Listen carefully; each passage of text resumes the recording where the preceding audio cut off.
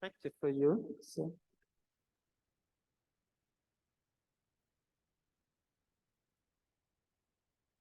I think we will just wait for another 2 or 3 minutes.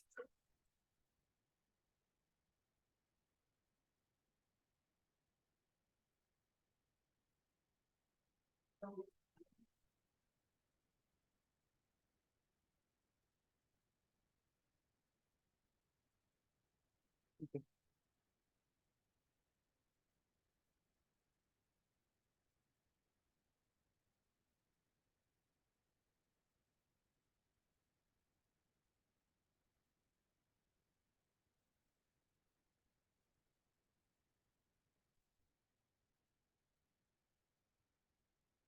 Good afternoon.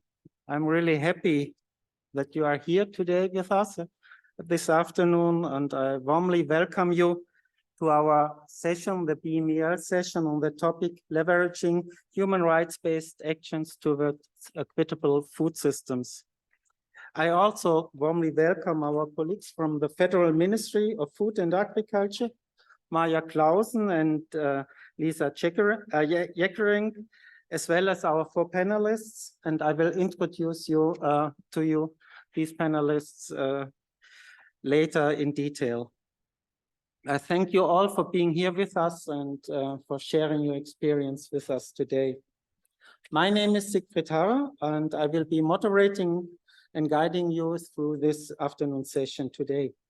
I'm head of division of climate, global food security and international cooperation at the Federal Office for Agriculture and Food, the BLE in Bonn.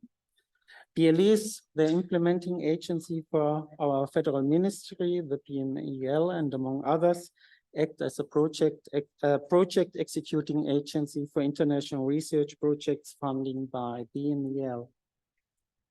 So let us have first maybe a look on the agenda today. First, Maja Clausen and Lisa Jeckering from BMEL are going to address you and will provide an overview of the actual political priorities and the various engagements of our federal ministry with regard to international projects and activities. In order to dive into the topic of today's session, leveraging human rights-based actions towards equitable food systems, I will introduce you then to our 4 panelists who all bring their special expertise and insights on the topic to the panel discussion. We will then first listen to their short introductory statement reflecting how the right to food influences their work. After that, I will open the panel discussion with our 4 panelists who all have specific backgrounds. We are also lucky to have within our panelists here with us, Ms. Brandt, who will share from FAO, who will share with us FAO insights on the barriers and successes on the realization of the right to food. This is on the upcoming 20th anniversary of the adoption of the voluntary guidelines to the right of food. We shall also reflect on her input on the panel. After that, of course, since it's a panel discussion, I will also give you, the audience, the possibility to interact with our panel and ask your questions. Around 5 o'clock, we will have to wrap up, and this will be the time when we close the open discussion and our panelists will have another chance for a final statement. So we are looking forward to an inspiring exchange with you and interesting discussions. Having said that, we are ready to start now. So please, Maja, Lisa, may I ask you to start with your input? I think it's you, Lisa, who will start first. Wait a minute. So I hope I can manage that for you. So the floor is yours, Lisa. Thank you.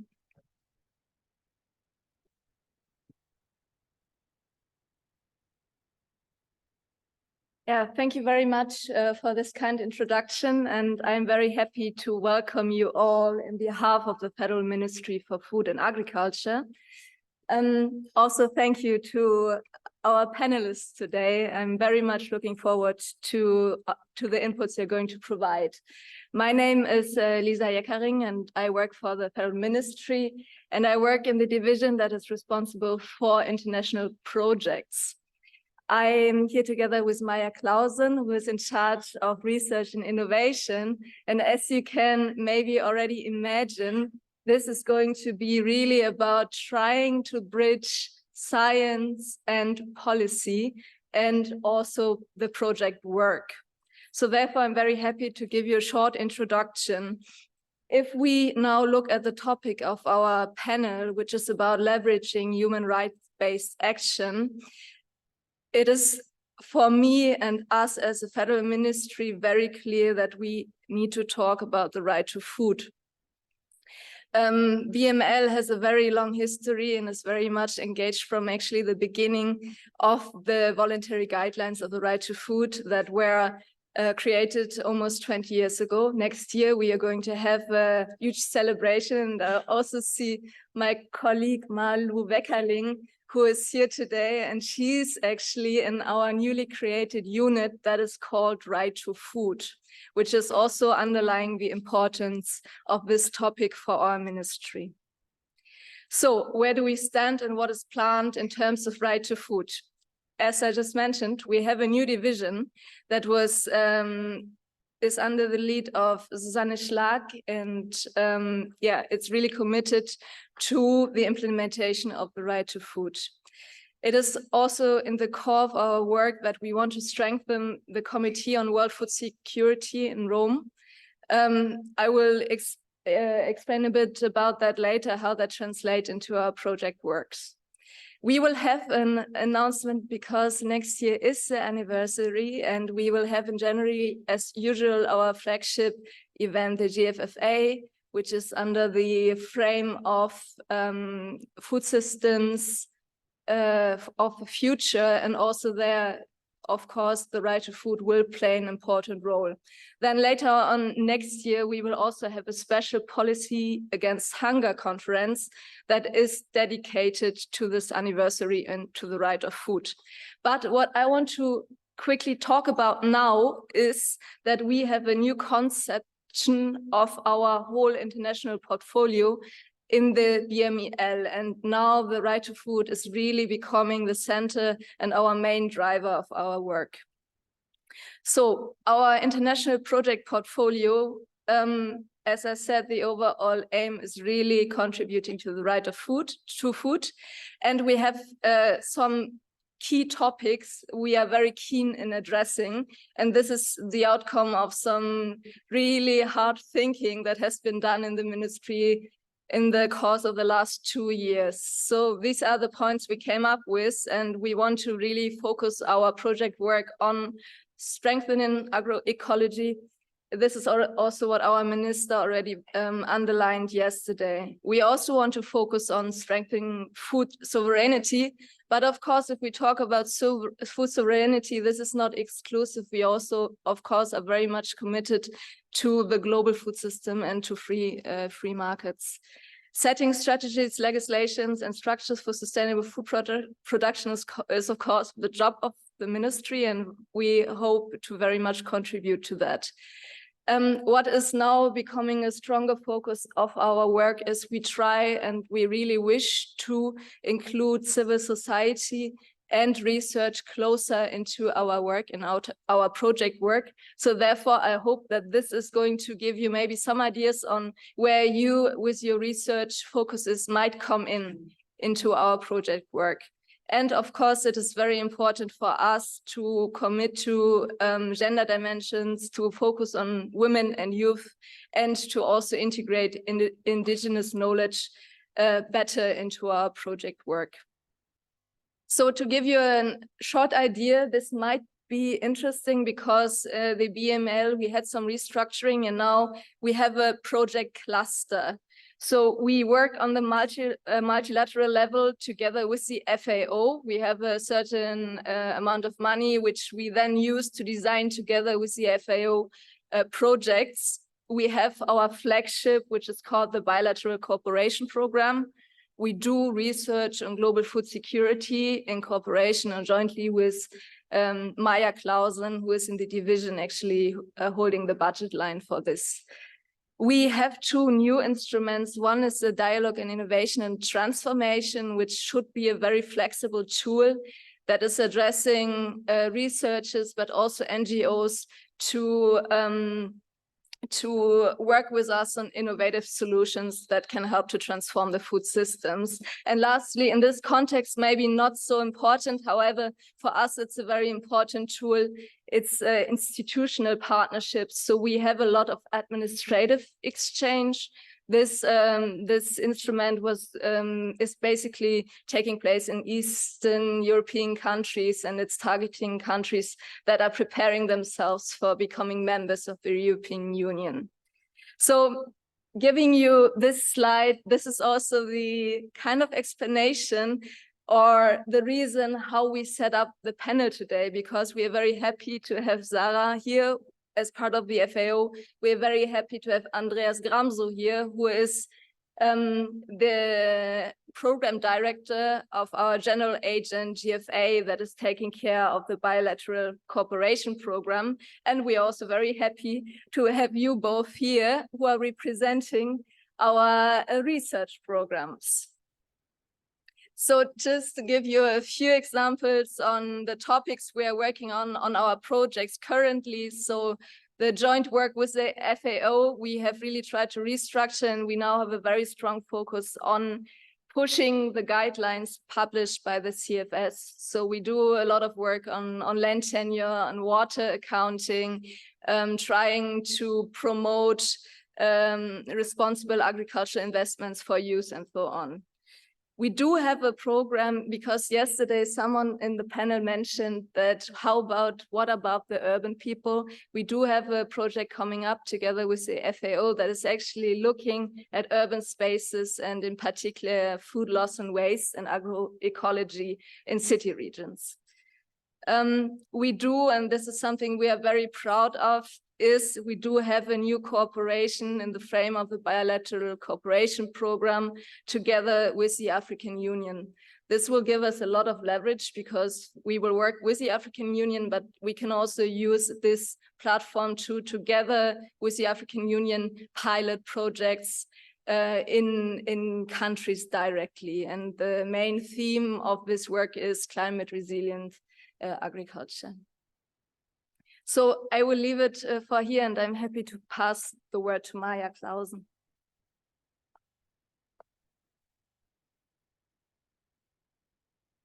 Yes, thank you, Lisa, and a very warm welcome also from my side. As Lisa pointed out, I'm Maya Clausen. I'm also at BMEL, and I'm in the Research and Innovation Division, specifically working on international collaboration, which includes also, of course, this funding instrument that was already mentioned. And I want to highlight, before I say a few more words on this particular funding instrument that's most relevant to this audience and to this event, I would like to highlight that the BMEL generally pays a lot of attention to research, and is actually the fourth largest within the German government amongst the ministries in terms of spending and budget on research. It's just important to explain that we have also a bunch of federal research institutes that are affiliated to our ministry and that are within our mandate, and they are fully funded by the BMEL. And there's also a couple of Leibniz institutes, including the ZALF, that receive part of their funding from BMEL. So there's a lot of funding going into the institutions. And of course, there's also strong emphasis on the national research agenda. And we try to also bring that closer and into play with our international engagement. And of course, as Lisa mentioned and pointed out, we really want to work more synergistically with the other instruments that we are having at international level. And for me personally, it's a particular pleasure to be back at the Tropentag, because it brings me back to my study days at the University of Göttingen. So I also have a background in agricultural sciences of the tropics and subtropics, and that's a personal pleasure to be back here. So just a few words on this particular instrument and what the main goals are. So we really aim at improving global food security by supporting and building partnerships between research institutions from the German side, which are dealing with food and agriculture, which in our case also includes fisheries and forestry. in Germany and in the Global South. This is a funding instrument that's been in place for 10 years now, since 2013. So we want to contribute to the SDGs. So Lisa has also pointed out, of course, the most prominent one being SDG 2, but also a couple of others that are highly relevant to us.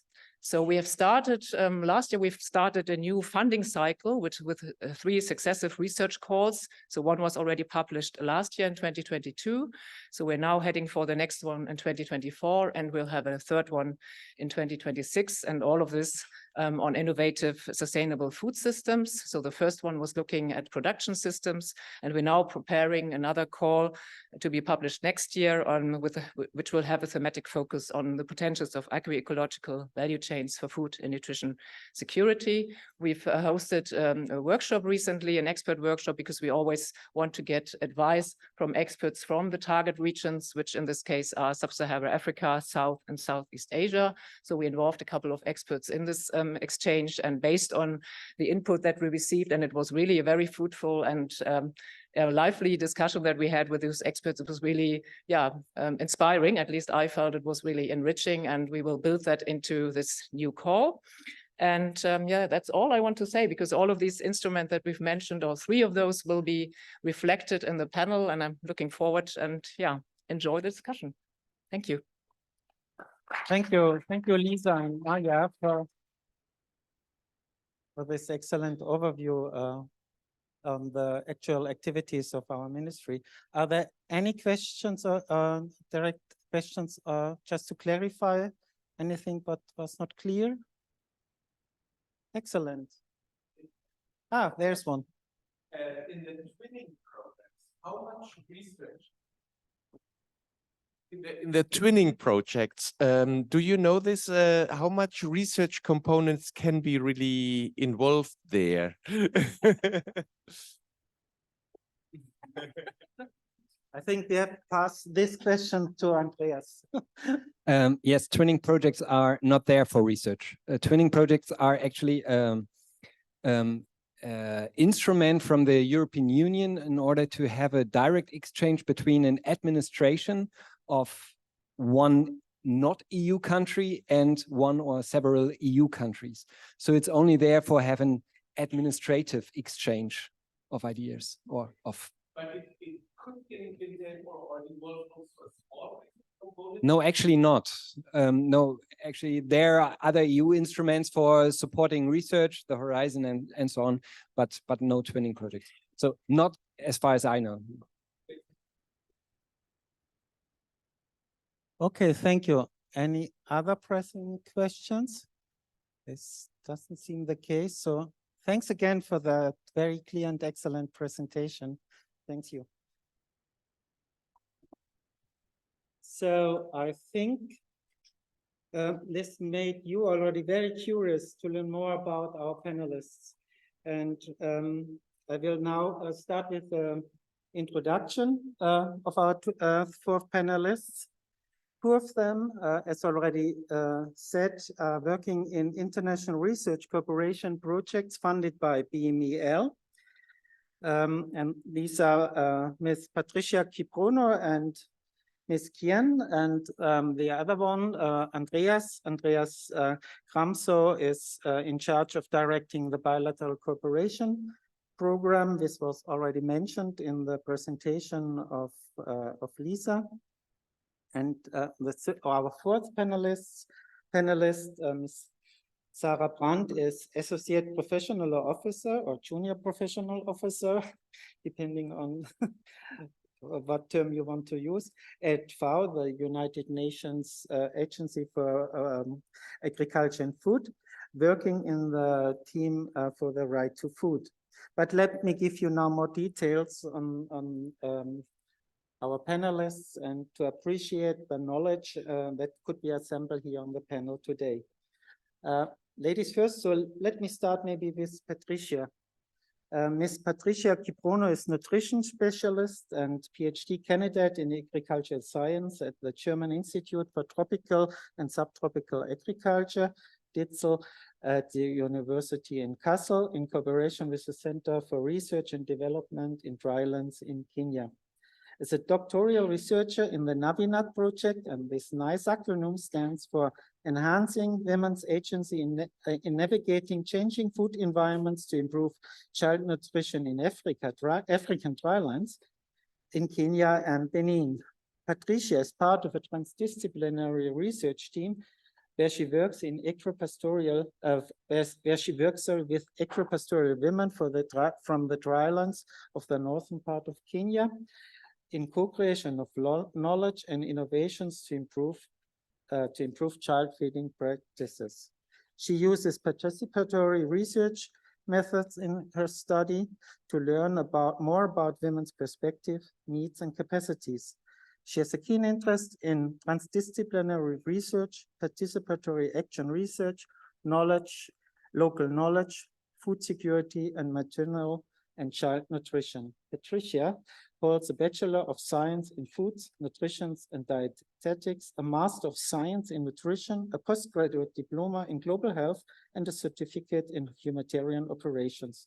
Her professional experience covers work in the humanitarian research and development sector with different organizations. Patricia, may I ask you now to take your seat here on the podium? Maybe please welcome Patricia. Our second panelist is Ms. Kien. Kien holds a Bachelor of Science in Environmental Management and Geography and a Master in Science in Forestry Science and Management. Her current employer is the Social Policy Ecological Research Institute, SPIRI, in Vietnam, where she is in charge of research and development and advocacy programs. SPIRI is a partner in the BML-funded project Nutrition Intervention Forecasting and Monitoring, NIFAM, in Vietnam. Kien acts as a contact person for NIFAM at SPIRI. She has dedicated much of her professional life so far to work at grassroots level towards the empowerment of small-scale farmers and youth. She has implemented the farmers field school approach with marginalized indigenous young farmers and empowered them via practical training in ecological farming and forest conservation. Her focus is also on communication and creation of public awareness regarding the problems of local indigenous communities in Vietnam. Kien, may I ask you to join us here on the podium?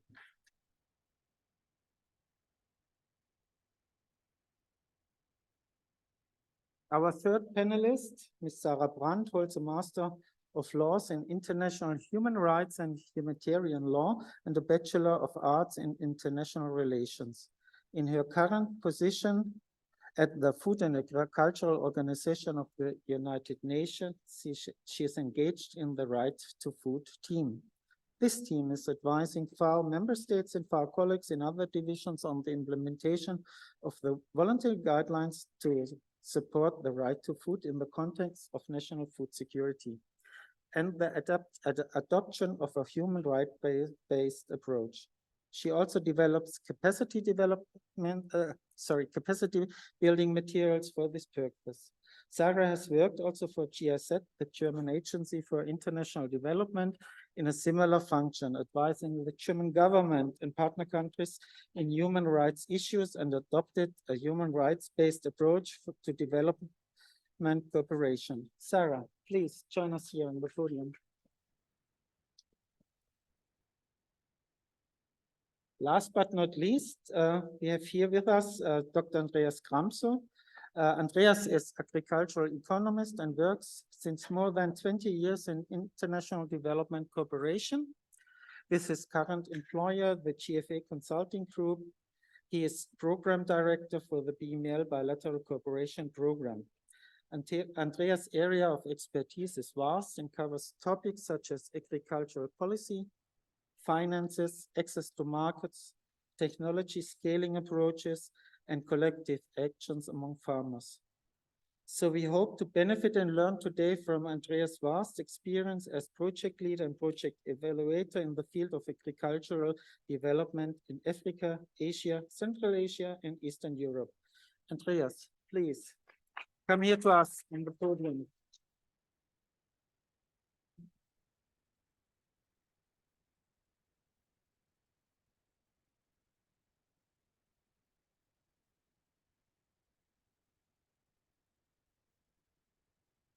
So it's a great pleasure to have you all here.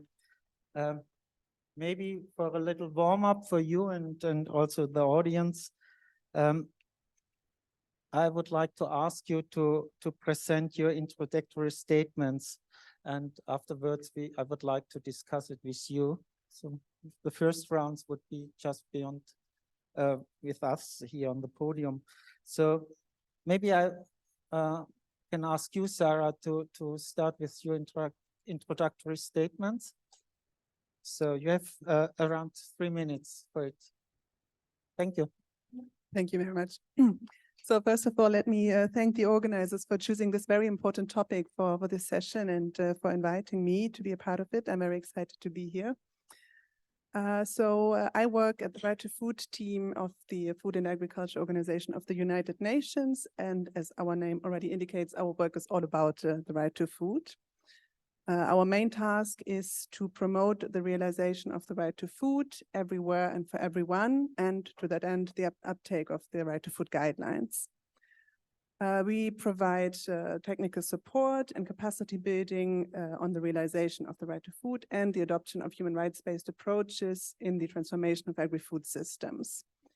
We mainly work with FAO member states who, under international law, have the primary responsibility to respect, protect, and fulfill human rights, including the right to food.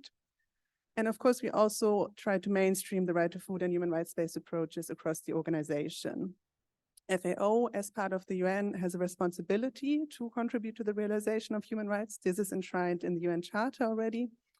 And given the special mandate that FAO has to end hunger and malnutrition in all its forms, to contribute to healthy diets and promote sustainable agriculture, this is, of course, especially true for the right to food. So we engage a lot with our colleagues across the House to make them aware of the linkages between their work, be it on fisheries, school feeding, and the right to food. And of course, we try to raise awareness for the importance of the right to food and of adopting rights-based approaches. Maybe to conclude, let me just give you a few concrete examples of work that we do. For example, we're currently creating an online course on the right to food that will be launched towards the end of the year and will be openly accessible for everyone on our website. We produce policy briefs on the right to food. For example, we did one on how COVID-19 impacted on the right to food or the enjoyment of the right to food. We are currently doing one on the importance of plant health for the right to food. And lastly, we collect good practices in the realization of the right to food. And I'll be happy to tell you more about that later today. And with that, let me conclude, and I'm looking forward to an interesting discussion. Thank you, Sarah, for this introductory statement. Very interesting. Patricia, may I surprise you to give us maybe some insights how the right to food is affecting your work, what you are doing currently? Thank you so much.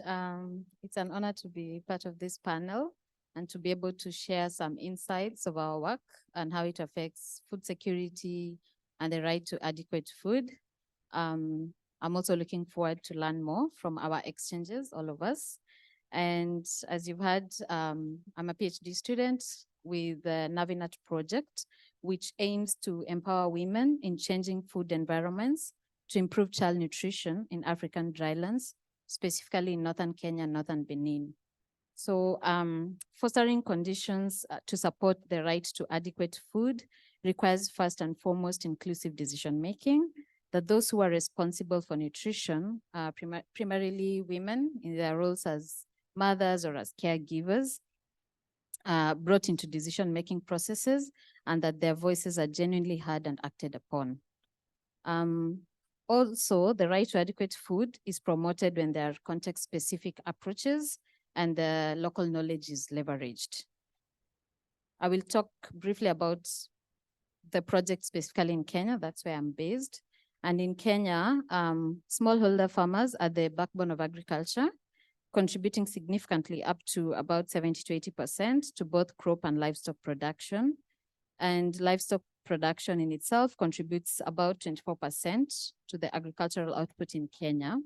And in the dry lands, that is in the arid and semi-arid lands, agropastoralism and pastoralism dominate and accounts for over 70% of livestock production. So these dryland regions face unique challenges such as drought, prolonged droughts, and flash floods. And while people living in these regions are remarkably resilient, they're marginalized. So they don't have basic access to some services. And with this limitation, poverty levels still persist. So approximately 17% of the people living in these regions are classified as acute food insecure, and these are the crisis level. We've had numerous interventions in the place from the government and governmental organizations over the last decades, but the problem still persists. So in Navinat project, we have specific objectives. One is to understand the complexity and dynamics of women's decision-making in nourishing their young children. Two, fostering healthier food environments through locally available, highly nutritious traditional foods. And lastly, enhancing community health services through tailored nutrition dialogues. So to achieve these objectives as Navinat, we've partnered with women who are primary caregivers of infants and young children to understand their knowledge and also their perspectives on the diverse facets of food and nutrition. We really place great emphasis on the knowledge of local population, recognizing their deep understanding of their own contexts and even their food environments. This is in contrast with the conventional classical research or top-down approaches, which often disregard the local knowledge, resulting in interventions that might not align with a particular context. And therefore, when you have these limited context-specific interventions, the uptake and adoption of these interventions is actually limited. Therefore, without including the perspectives of the primary actors, the right to food cannot be achieved. For example, the humanitarian assistance in these areas are mostly on food aid distribution, which is great. But then, for example, they would distribute sorghum, which is a nutritious food, but then it's not culturally accepted. And with this low acceptance, the food is not actually consumed, but instead used as an animal feed. However, how they measure success is how many bags have you distributed to these households. Instead of checking now, maybe the consumption, the other outcomes like health outcomes, and this would be better to reflect on the situation. Therefore, our work with women centers on also traditional foods and their utilization together with their value. We work with women where they would inform on the preparation and the perceived benefits of these traditional foods. And as scientists, we would support in maybe the analysis of these foods in the laboratory, and this would maybe validate the insights that we receive or we get from the field. These foods are deeply ingrained in local culture, making them more accessible and acceptable, incorporating local knowledge needs to be considered when designing food and nutrition interventions for greater availability, access, and even utilization, which are the food security pillars. Therefore, when we work together with actors on the ground, governments can achieve greater impact to improve food and nutritional security, which is a path to support the right to adequate food. Looking forward to the discussion. I'm sorry. Oh, no, thank you. Thank you very much for this detailed insight in your current work. Very interesting. Maybe we can just pass over to Kian. Maybe you can give us some insights on your current work and on how the right to food influences your work currently. Thank you. Thank you very much. So I come from Vietnam, and I thank to BMEL and also the NIFAM projects that I have the opportunity to come and learn and share. So in my view, and also from the working experiences in Vietnam with many indigenous local communities, these are the three kind of key points for referring to the human right based to food. And the human right based to food, the right to the adequate food, from our point of view, cannot be separated from the land use rights and the territorial landscape. And specifically, if we're looking at, as Vietnam progressing itself in land use changes in Vietnam, changes, as we have observed, have causing and leading to the loss of largely land belong to community or indigenous group, but for sustainable and integrated use. And that's quite a sad story. Followed by this situation, we're also looking at, because of this increasingly change in the land, so limited the direct access to the land and control of the land, rural populations, smallholders, local community, indigenous group would increasing the loss of direct access to these diverse and healthy local food, which manifests in nutritional deficits. And my third follow issue, we're looking at observing now in many landscape in the upland, particularly modern company control agriculture with hybrid seeds, no longer traditional seeds, in parallel with these fertilizer herbicides that are affecting the highland landscape in Vietnam. In the more remote area, disempower farmers, reduce their sovereignty, no control over seeds and cultivation technique, and therefore displacing traditional knowledge, replacing with rather unsustainable modern methods, and very much prone to the destruction by increasing the occurrence of extreme weather events. Speaking of the funding instrument, so-called NIFAM, full name is so-called Nutrition Intervention Forecasting and Monitoring.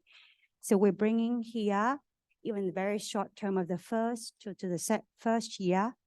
So the project aims to working towards in 3 years, preserving the food environment and the livelihood.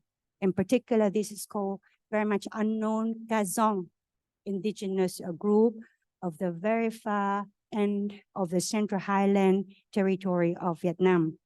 So the objective, and so far we have tried with the local stakeholders, in particular many various research institutions, us as a civil society, and in the Central Highland, we are collaborating between local health sector and local agriculture and rural development sector, so-called cross-discipline. So 2 things that we have done. We try to explore the food environment transition so far, because you see the land use change, how much is transitioning in the landscape and causing challenges to the local livelihood. And the kind of, so far the possibilities we're looking at is 2 things. We're also working on PRA, which participatory rural appraisal, this method, but we also conduct the spatial analysis of the land areas that likely suitable for transition from monoculture of cassava, manioc, towards more the local forestry species, and with a transect walk into the ecological landscape. We try to identify, looking to plants or edible plants that potentially could be nutrition, herbal and eatable, so can be potentially put into the home gardens, helping this indigenous group, training them is this pilot small area pocket, so they can have better access to some food and plants. So research activities to our observation and seeing have so far enhanced the capacity for local decision makers, both also now and potential, with villages as well, to understand the challenges in the local food environment that we are facing, and at the same time realize that the diversity that we were lost, particularly for Vietnam, and the needed regeneration of the edible plants or species in the local environment context. And thank you very much for your. Thank you, Kian. Thank you. Thank you. Thank you for this excellent overview, also this insight in your country, and also more details on the project you are working on. So maybe may I ask you, Andreas, to end this first round and give your short statement. You have 3 minutes. 3 Like minutes. the Okay. others. Thank you very much. I think thanks to the spotlight, everybody is warmed up already. So I would just like to be brief on our approach on supporting the right to food with our bilateral cooperation program that is funded by BMEL. Lisa mentioned in the beginning that the research projects from BMEL, they're mainly focusing on bridging policy and research. The bilateral cooperation program was always there to bridge policy and development to some extent. And now we also try to involve applied research as we think this is fundamental also for all kinds of project activities. We are active in about 20 countries with 27 projects, and our main approach is a partnership approach that we are using. Our flagships are the agricultural policy dialogues. These are direct partnerships between governments. That means on the one hand, we have BMEL, so the German Ministry of Food and Agriculture. On the other hand, we have the Ministry of Agriculture in the partner country.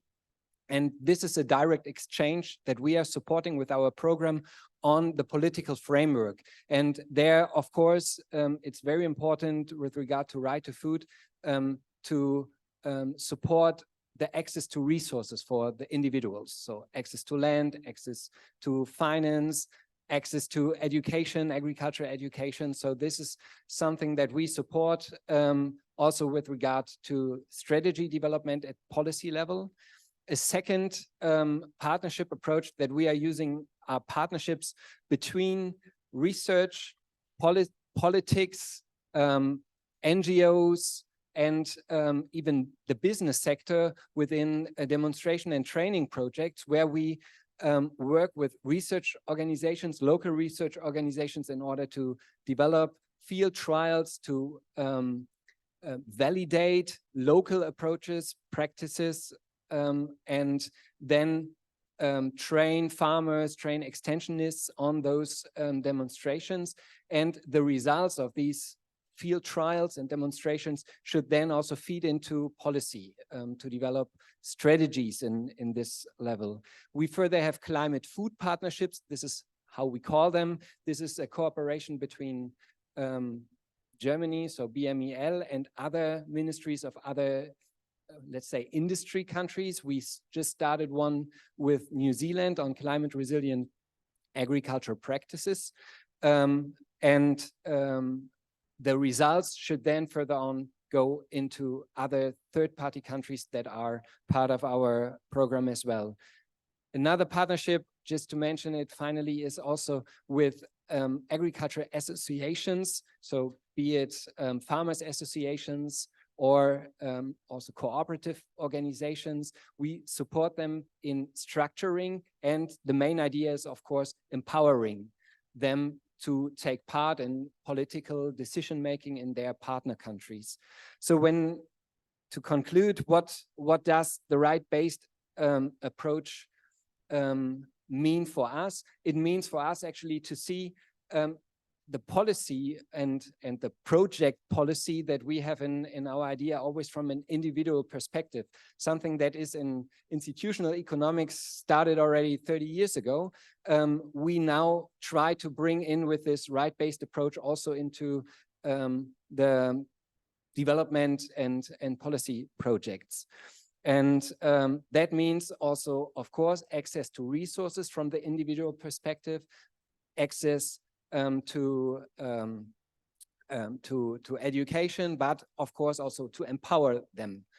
And an overarching concept that we are using in this context is agroecology, because we think this is the way for resilience. First of all, climate resilience, production resilience, but also income resilience. And on the other hand, it contributes to biodiversity, to sustainability in the agriculture sector, but also in the rural economies. And that's why this is the overarching concept that we are using for our project at the moment. Thank you very much. Thank you. Thank you, Andreas. Thank you for your statement and keeping the time. I have to admit we are slightly behind schedule, but I think it's very interesting now to dig a bit more deeper in your statements and elaborate a bit more on what you just have said. And I would like to start with Sarah. Sarah, having worked for GIZ, a National Development Agency, and now working for United Nations organization, do you see any differences in the approaches to implement the right to food? Is it more easy in a multilateral setting? And do you see any research needs from your experience now working on the voluntary guidelines with different stakeholder groups in this perfect environment? So the multilateral collaboration, or is it also very difficult? Maybe you can enlighten us a bit more on that. Thank you. Thank you. Very good question. Well, I think it's very evident that multilateral work is always more difficult because you always have a lot of voices that you have to take into account. So working for GIZ, it was only the German position that we had to apply, but working for the United Nations, of course, you always have to work in an international setting where various and oftentimes conflicting interests come together. As I said in my very initial statement, we base ourselves on the United Nations Charter, which details the purpose of the United Nations. And this is very clear, very clearly says that we have a mandate to work on human rights, and the right to food is one of those. Having said that, yes, in some cases it is difficult to work on human rights. I mean, we all know that globally we are seeing a backlash against human rights, in particular against women's rights, but also against many particular human rights. And I think here research comes in because what we indeed need is more evidence that applying a human rights-based approach actually yields better results.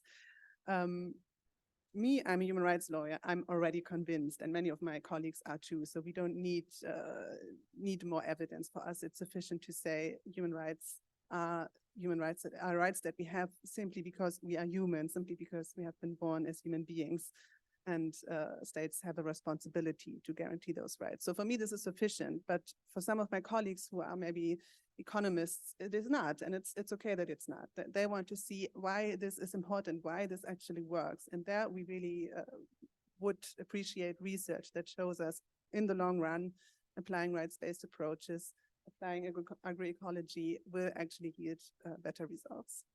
Thanks. Thank you. Thank you for this passionate answer. Kian, you highlighted in your statement the importance of access to resources such as access to land, forests, agricultural inputs such as seeds, but also the importance of knowledge. From your experience, where do you see a role of research to improve the situation, especially for smallholders? Maybe also, besides your experience in the project, what would you recommend? The audience is full of young researchers. What should they do for you, if you could ask them? Thank you.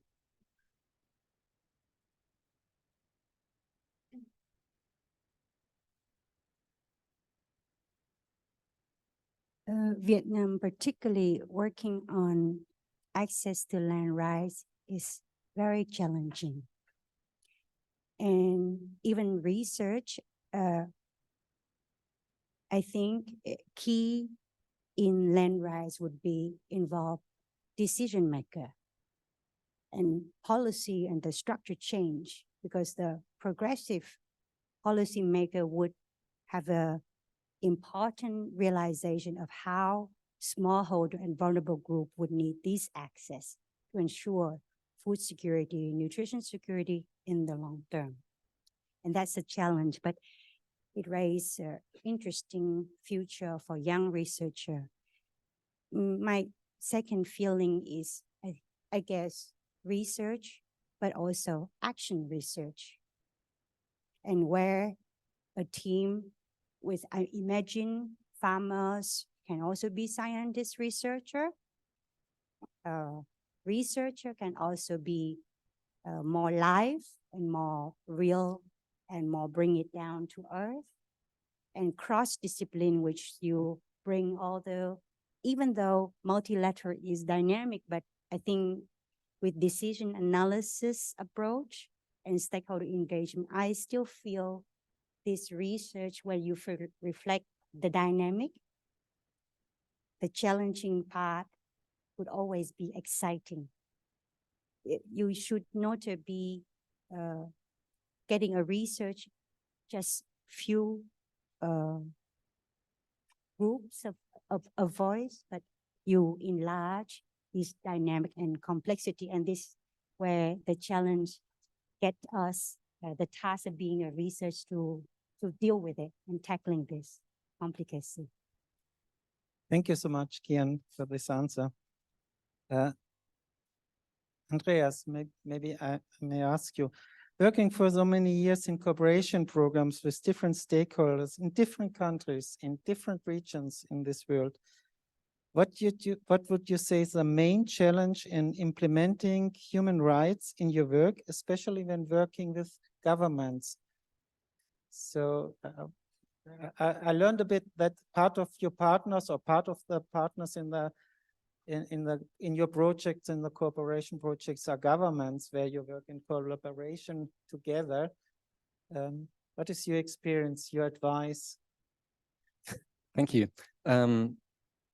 Yes, actually we are in all the projects that we have, we always work with governments because it is always a political agreement at the ministry level, and then of course we have also operational partners. And yeah, and most of the time it's the interest also of the research organizations that we are working with to have impact on their own governments.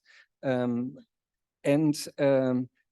think here the linkage to research is very important that you already mentioned.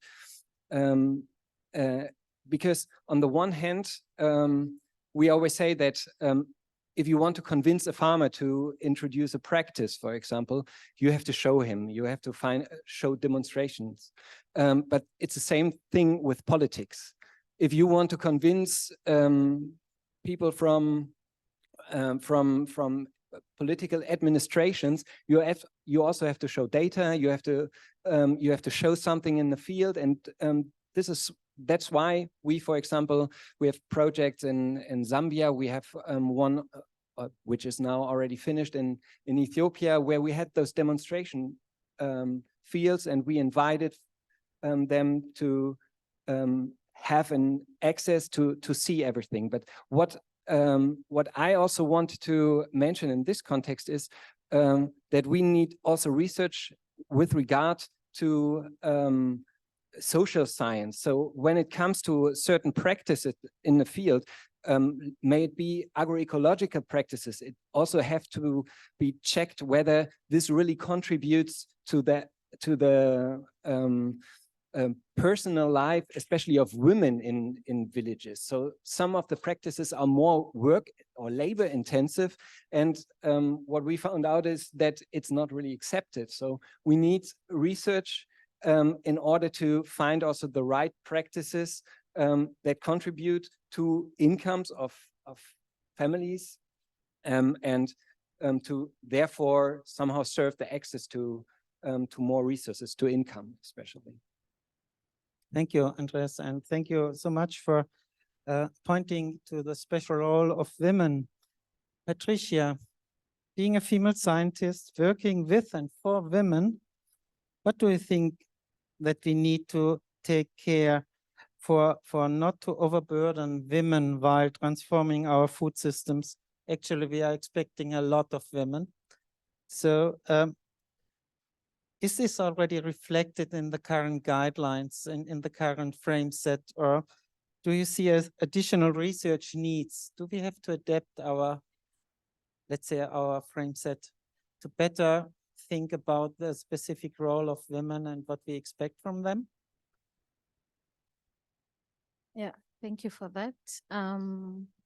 So when it comes to research and development projects that target, for example, increased production, which has been common, most of the times maybe it's not focused on women. Women are not central in the design, for example, of the intervention. And in this case, the assumption is that maybe there'll be increased food security, there'll be increased income, but then the woman is not considered in the case that maybe their roles will be more, they will have more chores to do, and they'll be overburdened. I would say that when research is being conducted, when development projects are being designed or implemented, it's important to make or to have the projects and research studies gender sensitive, in the sense that women who are considered to be vulnerable are part of the process of these research studies and this implementation of interventions, so that their voices are heard from the beginning. In many cases, we deal with a lot of assumptions where the researcher, the scientist, the NGO would assume the roles of the woman in a household or in a community, but it is important for these roles to be defined by the women themselves in the community and what challenges they face or what could be done better in their spaces. I will just give an example. In Western Kenya, there was a project there where they wanted to improve, like kitchen gardening and how men can support the women more. So how can they divide roles in the house? And if men can be more involved in the kitchen garden as well, when the woman is taking care of the baby and the household chores. But the women were explicit to say, no, we do not want the support of men in our kitchen gardens, because what happens is now the men will take up the income that comes from the kitchen garden, and the woman will lose this income, which is useful for improving the food security in her household. So this is crucial to remember, that you don't just assume what projects would be good to lessen the burden of the woman or to increase their income. It could bring harm in the end.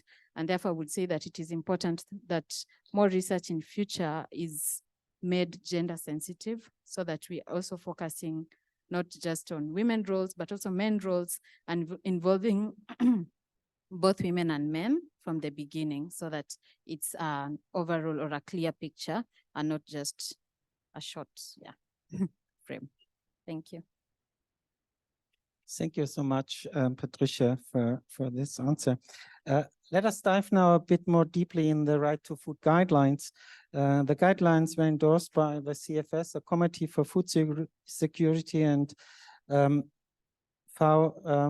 FAO 19 years ago. Next year is the 20th anniversary.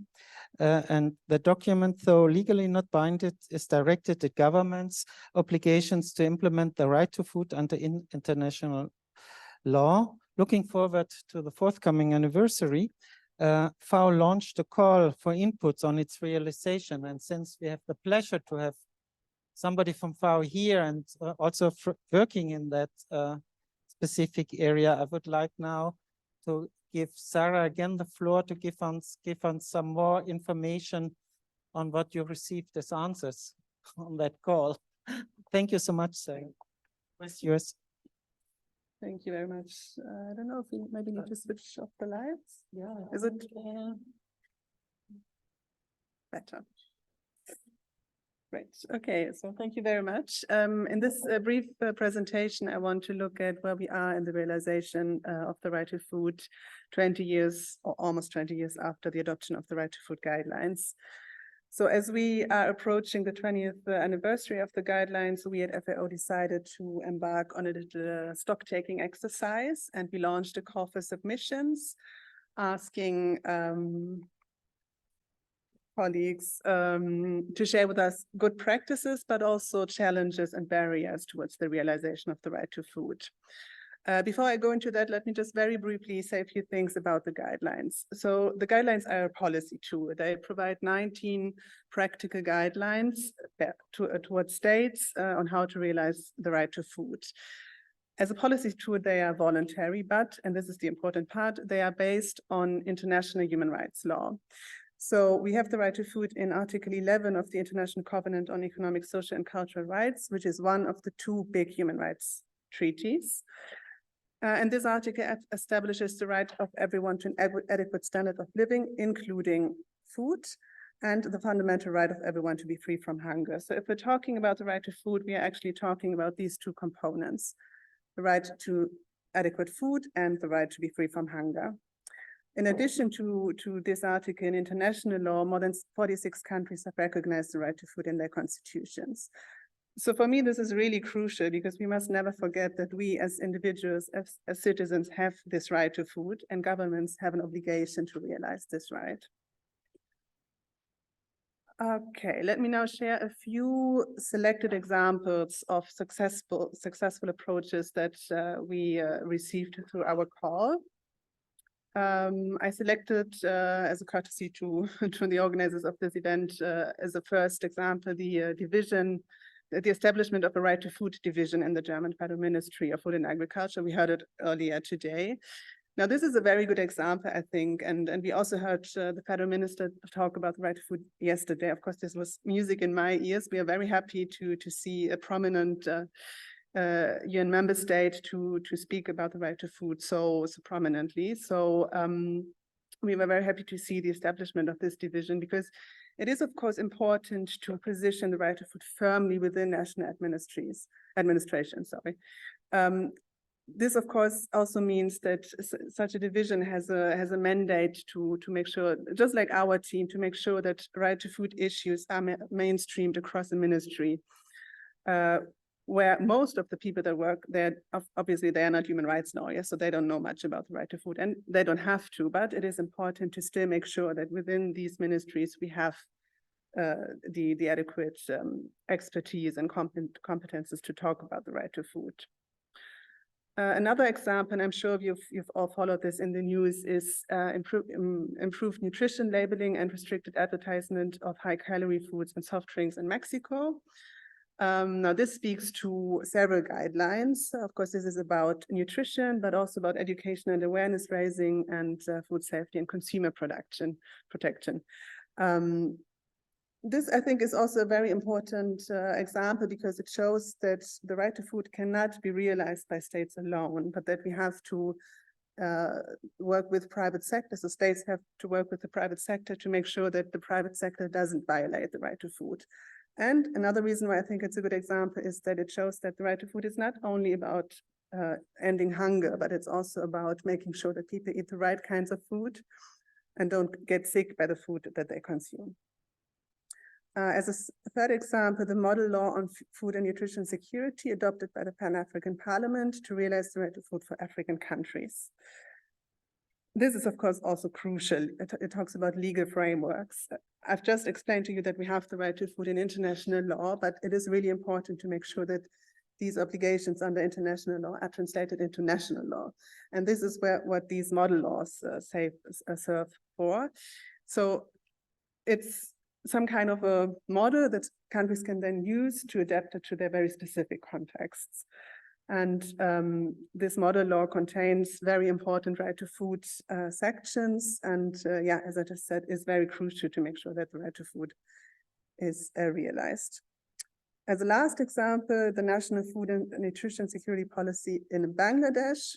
Now, first of all, it's very important for a country to have such a strategy, and then to make sure in these strategies that they address issues of marginalization, of rights, of related rights, not only the right to food, but for example, also access to land. We've heard about that from Tien. This is a crucial aspect to make sure that all related human rights are taken into account here. And when we talk about marginalization, this was also something addressed by Jody Harris yesterday, to be really context specific. Who is marginalized in terms of nutrition in our country? Why are they marginalized, and what can we do about this?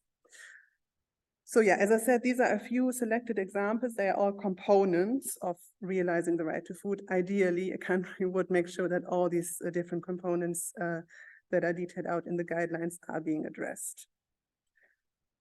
Let me now move to the barriers and challenges. Now, let me just say that here, obviously, I'm talking from a human rights perspective, not from a food security and nutrition perspective. I'm not talking about the barriers to ending hunger, but really what, from a human rights-based perspective, are the challenges that we face. And here I just collected a few quotes that we received in the call, because I thought that they were actually quite powerful. So the first one, we hear that many times, the Right to Food guidelines are just that, guidelines. So as I said in the beginning, they're voluntary, and that means that in many states, they're simply not being used. But as I also explained to you in the beginning, they are based on international legal obligations. The next problem then that we see is that in many countries, and I touched upon that in my earlier statement, we have overall very weak governance and a very poor human rights record. And we also read that in many submissions that people said, well, in my country, the government simply doesn't care about human rights, or people don't know about human rights. They don't know what kind of human rights they have. So again, an overall problem we see in terms of human rights, that they're often disrespected. And we see that, I said it before, globally, we have a backlash against human rights. This is, of course, connected to a lack of political will to ensure the justiciability of the right to food. So to ensure that, for example, I, as an individual, could go to a German court and claim my right to food. Next problem, the Right to Food guidelines are not widely known and barely used, connected to a lack of awareness and understanding of the right to food among policymakers, but also communities and other relevant stakeholders. So both duty bearers, states, as well as rights holders, we individuals, communities often don't know enough about the right to food to make it work. And then this all together leads to a situation where the provision of food and nutrition is being left to the people themselves, to the free market to regulate it, and in the case where people cannot provide for their own food, to charity. So to food banks, to nonprofit organization in the cases of conflict, to humanitarian aid. And the problem, and one of our submitters, I think, put it very clearly, charity is not a right. It cannot be claimed. So if I, as an individual, go to my local food bank and they say, sorry, we don't have any food left, there are simply too many people asking for support, something that is happening in Berlin right now. Imagine, one of the richest countries of the world. There's nothing I can do about it. If international humanitarian aid stops, because, for example, my country is not on the top list of geopolitical interests, there's nothing I can do about it. So charity is up to the goodness of someone's heart, let's put it that way. And this is exactly the difference, the right to food. The right to food is not something that is important because it's really sad if babies die from starvation, or because it's bad for the economy if people are too weak to work. As I said it before, it's something that we have simply because we are human beings. And this is why we need the right to food. We need robust legal frameworks, strong institutions, and an overall enabling environment. And with that, I conclude. Let me just say that we are still receiving contributions. So if you would like to highlight your work on the right to food, please contact us. And with that, I thank you very much for your attention.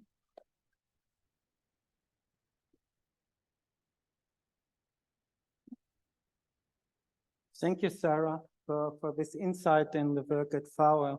Very interesting. And I would like now to open up the discussion with you, the audience, who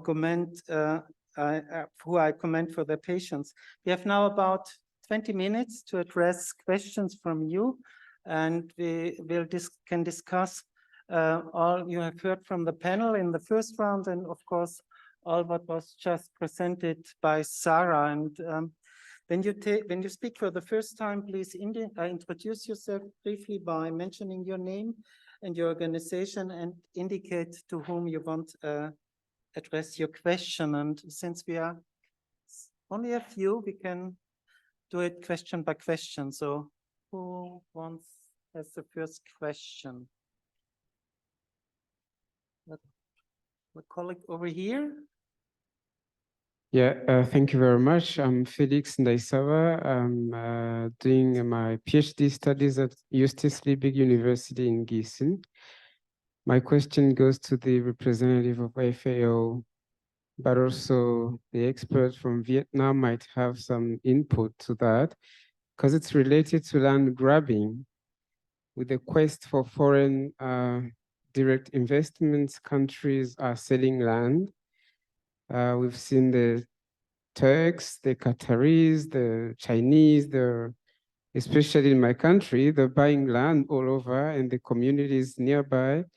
It means they just don't have access to the resources they were using to get their own food.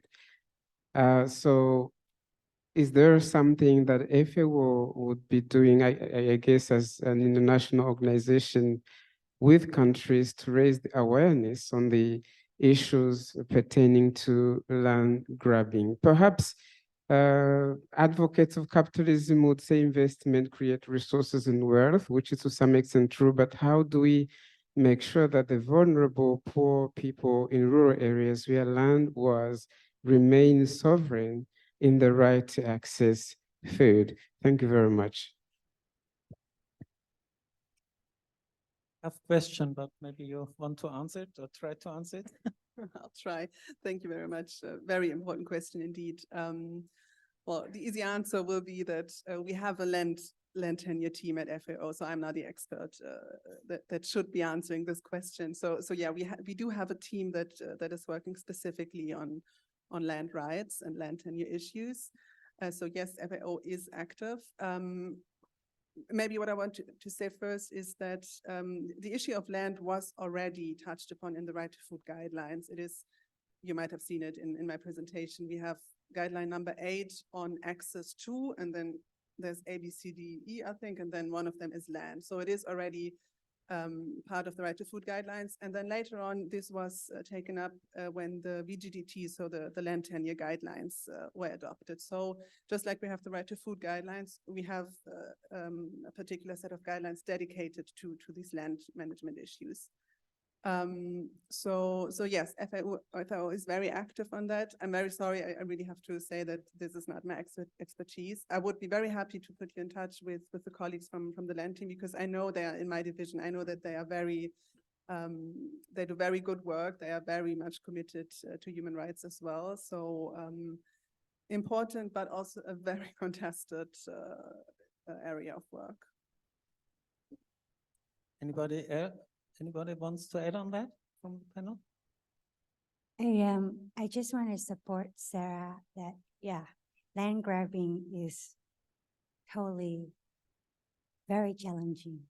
But speaking of land grabbing, in the Mekong region, I think there's a Mekong land governance group, and that was also being funded by a couple of organizations documenting data and an example about it from SPARE, which is the organization we're working with. So over the last 20 years, to avoid land grabbing, which is more the emerging term, but we work on defending also and securing land and forest rights over the last 25 years of Vietnam and Laos. So in fact, it also linked to previous plenary, we're talking about that payment for environmental services and carbon. So the solution was we work on allocating land and forest title to entire community, that with the customary governance. And in Vietnam, by the law, it would rest up to 50 years for a community land forest title. And that's all we can say, but the land grabbing is extremely hard topic. Yeah. Thank you. Anybody else on the panel? Andreas? I'm actually also not expert in that, but what we've seen in different countries is when I went to university, we learned private land titles is the only way to go in order to have access to finance later on and so on. But if you see now the situation, especially in African countries and other countries, that land grabbing is there because there are private land titles and there are families in very critical situations and they have to sell their land in order to get some income. Then it's sometimes, and you see some approaches, it's like in agroecology, when you think back into the times where you had local practices. Also with regard to land titles, there are some old local land government systems that sometimes work better than new approaches that comes from somewhere top down. So I think it's the same with the land titles, that we also need to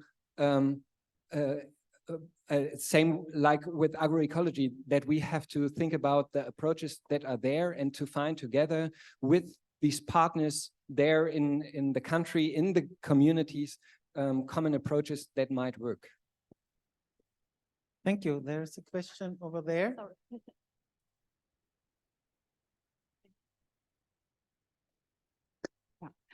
My name is Tina Beuchelt, Center for Development Research, University of Bonn. Thank you very much for this exciting session. Before I start the question, I want to show first my appreciation actually to the BML for the topic of the session, because it's not common to talk about human rights-based approaches. Also about the division for the right to food. I think across the world, this is still quite unique and highly appreciated. And with that, you rose high expectations from myself for your session. And I must admit, Sarah from FAO, you fulfilled them. But with the other three panelists, allow me maybe to ask you, where is the difference from what you presented across like the typical research and development projects we have here discussed here at Truppentag to really a human-based rights approaches, to a human rights-based approach. Like Sarah mentioned key terms, rights holders, duty bearers. So how do you deal with the obligations of duty bearers? So how do you support the rights holders, so farmers, women, men, whomever, in claiming their rights? Or how do you integrate the Panther principles, or taking more a business look, talking about the protection, respect, and remedy side, whatever? How do you address it? If you could explain more about that, what distinguishes you from the other typical research and development projects we heard here in Truppentag.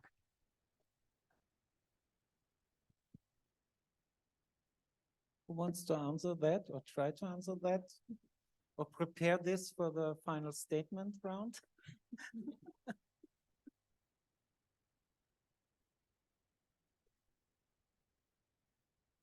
I do not know if I understand your question right, but things comes down to voluntary. You know, voluntary guideline or voluntary market, as in the carbon. So it works. So with territorial land and forest, and if you have a setup, and I really like the gentleman speaking in the other plenary from the USA, if you can secure this customary traditional type of arrangement, yeah, norms and rules and land uses would be good, I think. And it is also, you don't need to high cost. Yeah. And largely when I interact with youth and people on the ground, we don't speak of duty, but we voluntary and kind-based providing to these services. Yeah, so I don't know how to answer your question, but this. Thank you. There's many questions. I think the young colleague over there, then behind there, and then over there. The blonde colleague here. Hi, good afternoon. Miguel Moreno from the TH Köln, University of Life Sciences. My question is either to Andreas or Sarah, because I saw the example you brought up from Mexico, and having experienced that change of the labels myself, I always wondered, in your experience as the expert panel, how has been your experience dealing with the private sector? Because sometimes we feel a lack of cooperation or certain resistance or reticence in cooperation between the public sector and the private sector. that's sometimes where consultants come into place. But in your experiences, how have been those developments? Because of course, we all see an ideal of human rights, but maybe they see it more in the market oriented base. Thank you. Thank you. Sarah, who wants to start to answer? Thank you. Also a very good question. I actually, well, it's no surprise that we had lots of submissions on this, the role of the private sector, and I actually had them on my slide, and then I deleted them because, first of all, because of timing, but also because they were actually conflicting at times. So on the one hand, of course, many people argue, well, we have to work with the private sector. The private sector is becoming increasingly important in ensuring human rights in general, but the right to food in specific. We have to explain to them what their roles and responsibilities are. We have to work together with them. And then others argued, well, actually, this is part of this whole bigger agenda of multi-stakeholderism, where everyone becomes responsible, and that this actually undermines the fact that in the end, it is actually states who have the responsibility to work with the private sector. So yeah, partially conflicting views about that, but nonetheless, and I think being realistic, we simply cannot do it without the private sector. The private sector is simply too powerful, too important to be ignored here. And I do think that we have made important progress in the past years when it comes to corporate social responsibility strategies. I mean, we have a lot of young people here, and I think this is also something that young people contribute to, that the private sector knows that these things become more important in consumer behavior. It's not only about what product tastes good, what do I like, but also how is it produced, who benefits from this. So a lot of things come into play that the private sector simply cannot ignore anymore. And at the same time, I think we, as multilateral organizations, as governments, likewise cannot ignore the private sector as an increasingly important actor in the right to food, amongst other human rights. Thanks. I hope that answers the question. Thank you. Andreas, you want to add on that? Yeah, try to combine a little bit your question and your question, because yeah, you're totally right. I'm not a lawyer, and I do not see everything from a lawyer's perspective. I'm economist, and from my perspective, when I see the guidelines of the right to food, I do not see the lawyer or the lawyer's view in it. I see, of course, access to resources, but on the other hand, it's also about sustainable practices, for example, or including marginalized groups and all those kind of things. And this is something that we include in our work. And when it comes to the business sector, for example, I'm not thinking so much about the businesses itself. It's more how can we include all relevant actors? And business is one actor, and business is the actor that drives innovations. And we need innovations in order to somehow increase food and to make food more safe. And that's why, of course, we need to include them,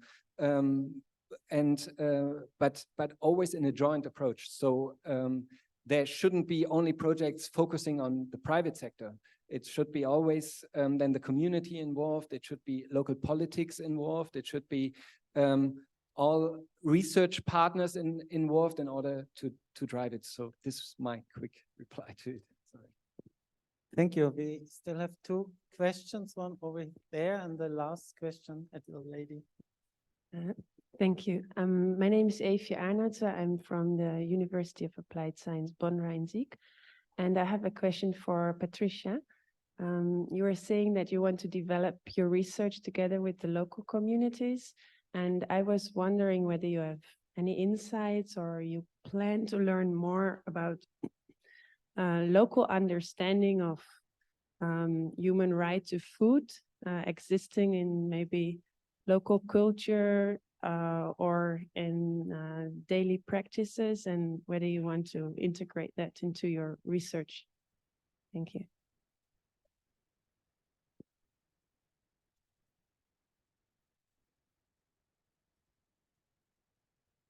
Yeah, thank you for your question. So I'll also try to answer the first question together with that. The way I see this right to adequate food, when you're talking about adequate food, it's not just about quantity, right? It's also about quality, it's also about appropriateness. And we are researchers, and maybe we are not in a big position to make the change like instantly, but we can contribute to the change. And in this case, we do the small or the little actions in our own spaces so that we are accountable also to achieve this objective. Like in our case, we are giving the voice to these vulnerable populations. We are considering the marginalized populations who are mostly not getting even the basic services, like I said, and giving them this platform where they feel free to give their perspectives on what matters to them or the challenges they face without assumptions and without people just imposing interventions on them and expecting some change. So we try in our the way we can to contribute to this agenda of the right to adequate food. And talking about appropriateness, for example, the Navinat project, we are working with women to understand what are their food environments, for example. How does it look like to them? What are their perceptions? And from this, you'll be surprised to see that people are from the same geographical location, like all categorized as maybe drylands, but even within that, they have different contexts and they face different challenges. And in this case, you would find that some foods are accessible to others, maybe because they have better infrastructure, and foods are not accessible to others because of poor infrastructure. And this in itself influences how they make the decisions of what the foods they would eat, what is culturally accepted to them, and even like what children would eat, for example. So in this case, learning from these communities, what foods, like the traditional foods they have, since this is more accessible to them, how can they be improved, maybe to be more convenient? So working with women to have these innovations, co-develop these innovations with them so that it's coming from them and they're making it better for their own improvement, for their own food security, nutrition security, and yeah, for just making it generally easier and better for them. So this is something we're already doing, working with the mothers to see these traditional foods and how it can be scaled even further, not just to improve their food security, but even income, if possible, through packaging and selling of these foods. I hope I answered your question. Thank you, Patricia. One last question over there. Maybe you can keep it brief. I'm Sorry. quick. I've got a rather political question to BMEL and to FAO. And I was very happy that Cem Özdemir talked about that there is enough. It's a question of distribution. And when we are talking about rights, we seem to have the right here in the North to overconsume. And how do we inhibit this? If it's a question of distribution, it's clear that some people get a lot and some people get few. And of course, it's good to address systems in the global South, but how do we address the consumption patterns in the global North who are causing these problems? Well, a very tricky question. I'll have a look at my colleagues from BMEL if they want, even if they are not on the panel, if they want to answer that. Maya? Thank you so much for that. Yes, thank you. Yeah, I think one thing that also Lisa mentioned, I think one big issue is food loss and waste. I think that's the obvious one that we really need to change when we think, that's the real scandal, I personally think, because 1/3 of what is being produced is wasted. I mean, of course, there's different problems in different contexts. So I think that's something that we really need to address urgently, because that would already solve some problems. But I think we also try at national level. I mean, of course, there's, a lot we try to change at national level, but transformation, as I think we all know, it's an easy term, but when it comes down to what does it actually mean, and it's pretty much about all of us changing some of our behavior or, our perceptions of what is the right. I mean, look at consumption patterns here. And I think yesterday there was somebody saying, is it really, is it right to eat our avocados and so on? I mean, that's all things that we should all think about, not just the overconsumption and the waste, but also of, what we take for granted? Of course, we live here in a setting where we are used to having everything accessible at any given time. And I think that's a challenge to all of us. But the food waste and loss is very high on our agenda, nationally and internationally. Thank you.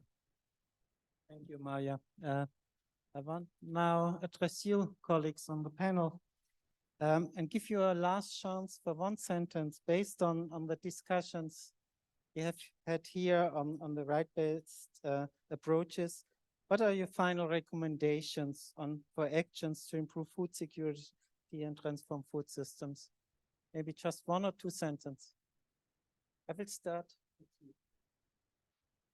Since this is a research conference, my recommendation would be that research works together with farmers in order to find approaches that are really needed, also applied research approaches that somehow strengthen innovation also in the rural areas and in the agriculture sector. Thanks.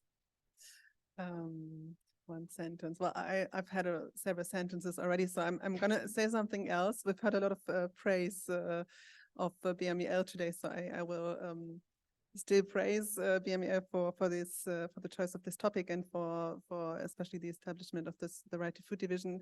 And related to your question, I actually want to invite BMEL to maybe lead by example and invite the special rapporteur on the right to food to come to Germany and to look at what can we do in Germany to make sure that the right to food is realized in Germany, but also what is our role in Germany in the realization of the right to food of people in other countries. So I think this is something that we didn't talk about before. We have experts, for example, the UN Special Rapporteur on the right to food that could provide a lot of important insights on this.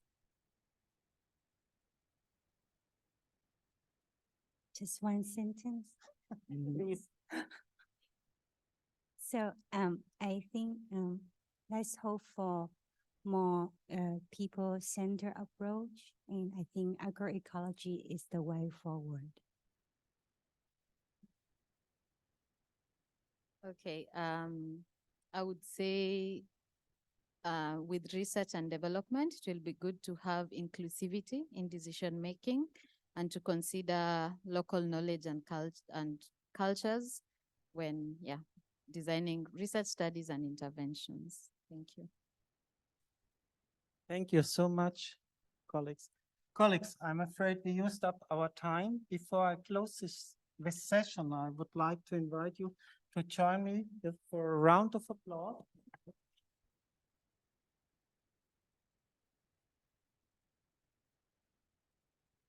Thank you so much for you colleagues on the podium, and also my colleagues from the ministries for the presentations, and also to you. It was really a vivid discussion, and we enjoyed it very much, and we got a lot of really interesting and good advices. Thank you so much, and have a nice evening, and enjoy the conference dinner.